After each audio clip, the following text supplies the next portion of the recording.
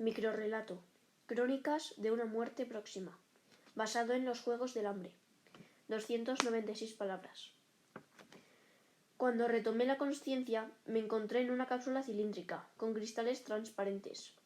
No me acordaba de cómo había llegado allí. Probablemente me durmieron con alguna medicina. Era muy estrecha, pero a mí eso no me importó. Delante mío estaba situado una especie de almacén extraño, que se encontraba en lo alto de una colina. El suelo estaba cubierto de césped, y el cielo estaba nublado. El almacén tenía forma de corchea. Me di cuenta de que era la cornucopia, y alrededor estaban las armas y provisiones que necesitaríamos. Alrededor estaban los demás, 11 chicos y 12 chicas preparados para salir. De repente la cápsula se abrió, y me acordé de las palabras de Rafe, avisándome de las trampas que podía haber.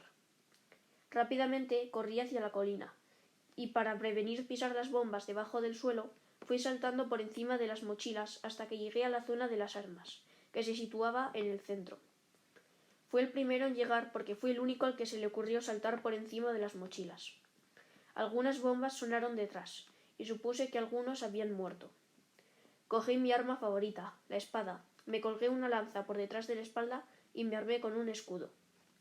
También me equipé con una mochila grande, y salí corriendo de allí antes de que me pudiesen matar. No paré hasta que, después de media hora huyendo de la cornucopia, alcancé un estanque con muchos árboles alrededor, y me senté para beber. Para distraerme un poco, decidí repetir mi información básica. Me dije en voz baja: «Soy Matt. Vengo del Distrito 6, una ciudad en Panem.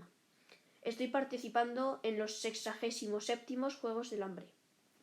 Fue en ese momento en el que una flecha me perforó el estómago.